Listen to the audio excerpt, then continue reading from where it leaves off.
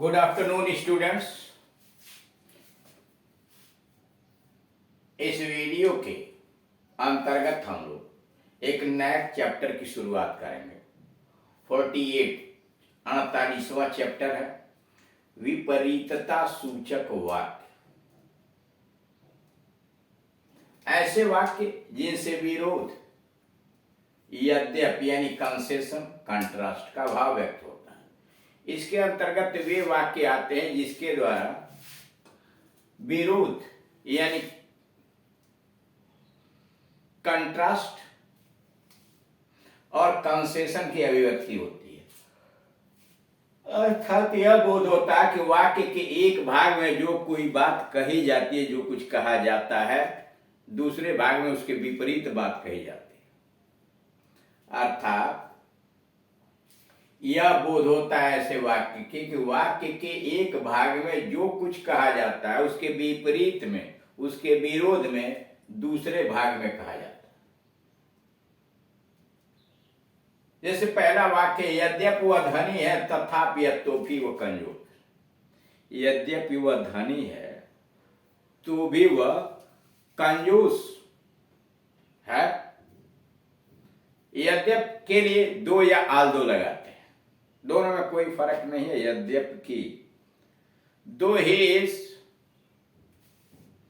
Rich, यद्यप की वह अमीर है, धनी है। दो ही इज रिच या आल्दो ही इज रिच, तथापि अब तो भी के लिए कामा लगा दिया जाता है। He is miser. Although he is rich, यद्यप की वह अमीर है, तो भी के लिए कामा, ही इज माइजर। दूसरा, यद्यपि वह गरीब है तथापि तो भी वह सुखी है। यद्यपि वह गरीब है, आल्दो ही इज पुअर, या दो ही इज पुअर, यद्यप कि वह गरीब है। ही इज हैप्पी, वह प्रसन्न है, वह सुखी है। दो ही इज पुअर, यद्यप कि वह गरीब है, अथवा आल्दो ही इज पुअर, यद्यप कि वह गरीब है, तो भी के लिए कामा लगा दिया, ही इज हैप्पी। नंबर 3, यद्यपि ये पोशाक कीमती है। कह रहा यद्यपि यह पोशाक कीमती है, महंगा है, तथापि तो भी गंदे हैं। यद्यपि ये पोशाक महंगे हैं फिर भी गंदे हैं, या तथापि गंदे हैं। आल्दो या though, these clothes are costly. Although या दो, दीज क्लॉथ्स ये कपड़े, आर कॉस्टली कीमती हैं, तो भी के लिए कामा लगा दिया। दे आर डर्टी, वे गंदे हैं, दे आर डर्टी। नंबर 4, यद्यपि उसने कठिन परिश्रम किया। यद्यपि उसने कठिन परिश्रम किया तथा तो भी वह फेल हो गया। यद्यपि उसने कठिन परिश्रम किया तो भी या तथापि वह फेल हो गया। Although he worked hard, या दो he worked hard. Although he worked hard, या दो ही वर्कड हार्ड, तथापि के लिए कामा, ही फेल्ड, वह फेल हो गया। ऐसे वाक्यों के दो भाग होते हैं। पहले भाग में यद्यपि का प्रयोग होता है और दूसरे भाग में तथापि या तो भी का प्रयोग होता है। कहा जा रहा है कि ऐसे वाक्यों के दो भाग होते हैं। पहले भाग में यद्यपि की का प्रयोग होता है और दूसरे भाग में तथापि या तो भी का प्रयोग होता है। पहले भाग में जो कुछ कहा जाता है, पहले पार्ट में जो कुछ कहा जाता है उसके विपरीत में, उसके विरोध में दूसरे भाग में कह दिया जाता है।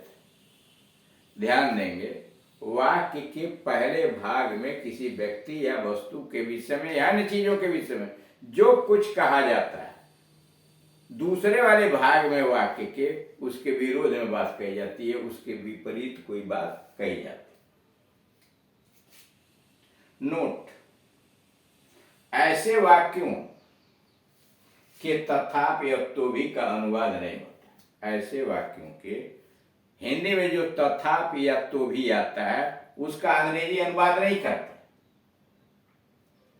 केवल कामा से ही काम चल जाता है। यानी ऐसे वाक्यों में तथापि आता है या तो भी आता है तो उनका कोई अंग्रेजी नहीं बनाते, केवल कामा से काम चला देते हैं। इसलिए पीसी में एट का प्रयोग आवश्यक नहीं है। इसलिए प्रिंसिपल क्लॉज के साथ एट का प्रयोग आवश्यक नहीं है। जब पीसी को जोरदार बनाना होता है, प्रिंसिपल क्लॉज को जोरदार ढंग से प्रस्तुत करना होता है, तब एट का प्रयोग हो सकता है। यानी जब प्रिंसिपल क्लॉज को जोरदार ढंग से प्रस्तुत करना होता है, जोरदार बनाना होता है, तब प्रिंसिपल क्लॉज के अंतर्गत एट का प्रयोग करते हैं। लेकिन बट का प्रयोग तो किसी कीमत पर नहीं करते। यानी जब प्रिंसिपल क्लॉज को जोरदार बनाना होता है तो उस समय तो हम एट का प्रयोग कर लेते हैं, लेकिन बट तो किसी भी कीमत पर नहीं आना चाहिए। तो यहां आपने यह देखा कि यह समझा रहा कि साहब एक वाक्य के दो भाग होते हैं, ठीक। पहला भाग यद्यपि से शुरू होता है और दूसरा भाग तथापि या तो भी से शुरू होता है। पहले भाग में जो बात कही जाती है वाक्य के दूसरे भाग में उसके उल्टी बात कही जाती है, उसके विपरीत बात, उसके विरोध में बात कही जाती है। जैसे यद्यपि वह धनी है तो भी वह कंजूस है। तो अब इधर देख रहे हैं दोनों एक दूसरे के विरोधी बातें। धनी है तो उसे दानी होना चाहिए, तो कंजूस है। यद्यपि वह गरीब है तो भी सुखी है।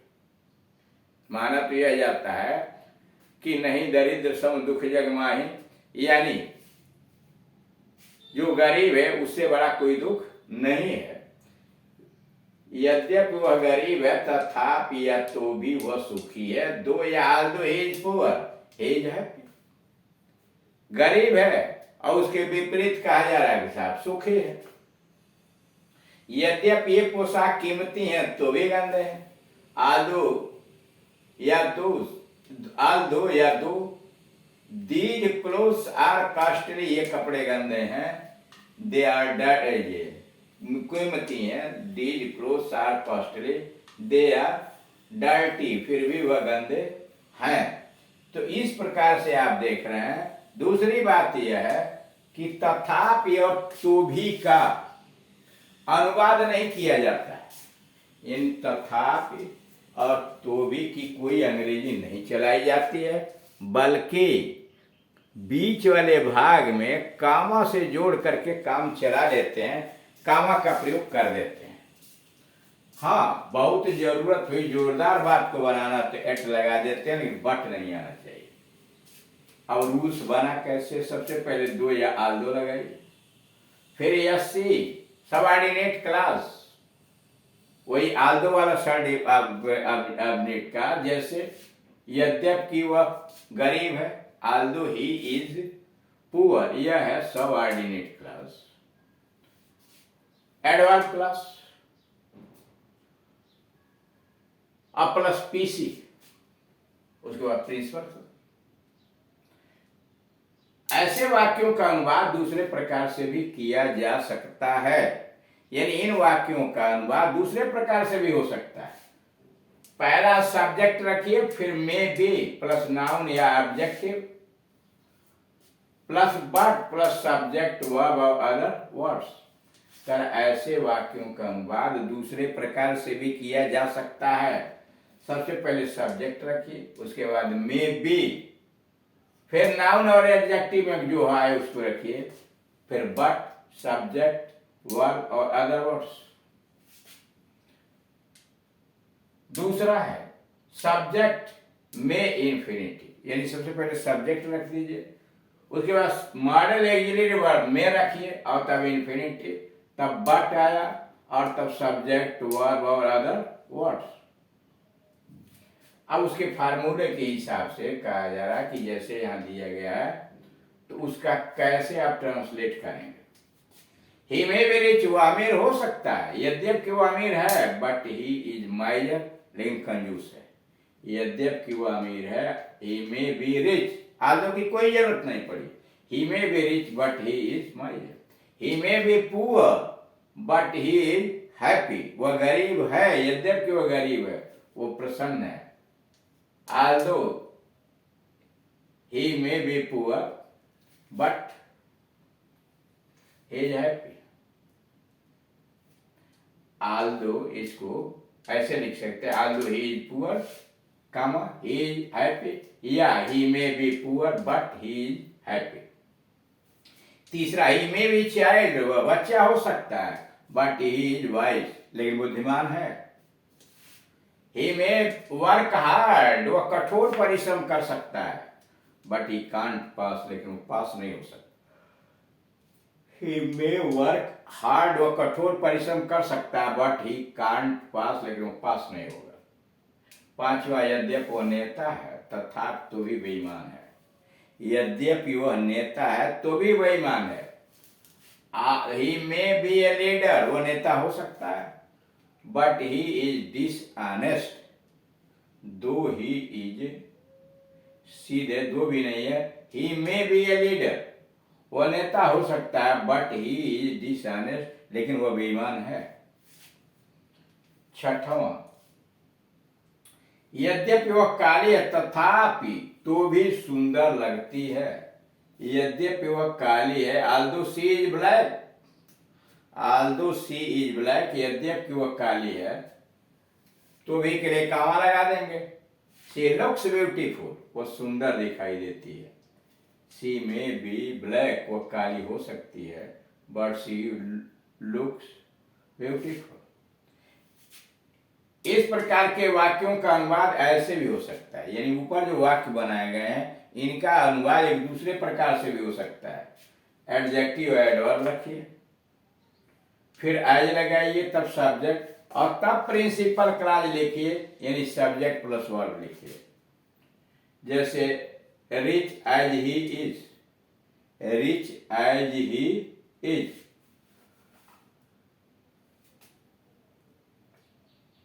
कामा ही इज माइजर, यद्यपि वह अमीर है वो कंजूस है। Poor as he is happy, poor as he is happy. Fast as he runs, यद्यपि वो तेज दौड़ता है, he can't win the race, लेकिन वो दौड़ नहीं जीत सकता। यद्यपि वह धनी है तो भी वह दुखी है, यद्यपि वह धनी है तो भी वह दुखी है। Rich as he is, rich as he is